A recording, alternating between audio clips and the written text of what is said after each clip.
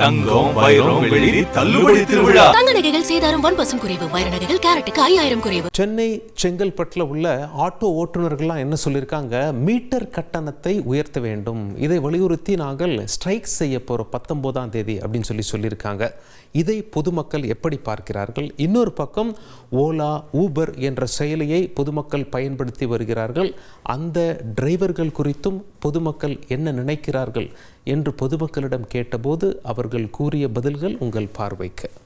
பேரம் பேசி சில டைம் போகிறது தான் ஈஸியாக இருக்குது. டக்குன்னு நம்ம போகும்போது ஆட்டோக்கு ஓலா ஊபருக்கு வெயிட் பண்ணுறதோட இது ஈஸியாக இருக்குது, பேசிட்டு போகிறது. அவங்களுக்கும் நியாயமாக இருக்கணும், நம்மளுக்கும் நியாயமாக இருந்தால் கரெக்டாக இருக்கும், ஈக்குவலாக இருக்கும்.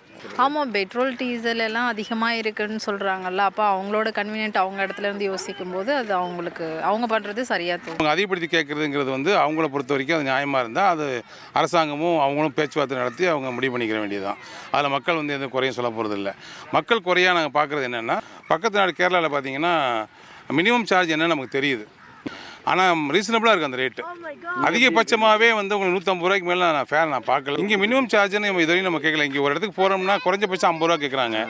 இப்போ நான் என்னுடைய அனுபவத்தை சொல்கிறது வந்து சென்னை தம்புச்சேரி ஸ்ட்ரீட்லேருந்து பீச் ஸ்டேஷனுக்கு வரணும்னா 100 ரூபா கேட்குறாங்க. கிலோமீட்டர் பார்த்தா 1 கிலோமீட்டர் கூட இருக்காது. இந்த மாதிரி அவங்க அதிகமாக கேட்கும் பொழுது அவங்க மினிமம் சார்ஜ் கேட்டு கவர்மெண்ட் நிர்பந்திக்க வேண்டிய அவசியமே இல்லைன்னு நான் நினைக்கிறேன். ஒரு சில பேர் பார்த்தீங்கன்னா அநியாயமாக கேட்பாங்க. அந்த மாதிரி கேட்குறது தப்பு தான். ஸோ இந்த கட்டணம் ஏன்னா இப்போ பெட்ரோல் விலை, அடுத்த விலைவாசி பார்த்தீங்கன்னா ரொம்ப அதிகமாக போயிட்டுருக்கு. ஸோ இந்த மாதிரி ஆட்டோ ஓட்டுநர்கள் கொஞ்சம் அவங்களுக்கு தேவையான ஊதியம் கிடைச்சா அவங்க போராட்டம்லாம் பண்ண மாட்டாங்க.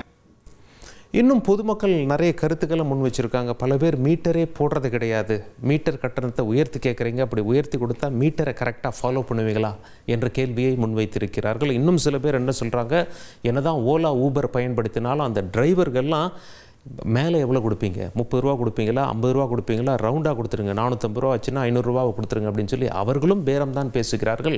அரசு நிச்சயம் தலையிட்டு இந்த பிரச்சனைக்கு ஒரு தீர்வு காண வேண்டும். ஏன்னா பாமர மக்கள் சவாரி செய்யக்கூடிய வாகனமாக ஆட்டோ அமைந்திருக்கும் காரணத்தினால் அந்த கோரிக்கையை வைக்கிறோம் என்று செய்தியாளர்களிடம் பொதுமக்கள் கூறினார்கள். தங்கம் வைரம் வெள்ளி தள்ளுபடி திருவிழா. தங்க நகைகள் சேதாரம் 1% குறைவு. வைர நகைகள் கேரட்டுக்கு 5000 குறைவு.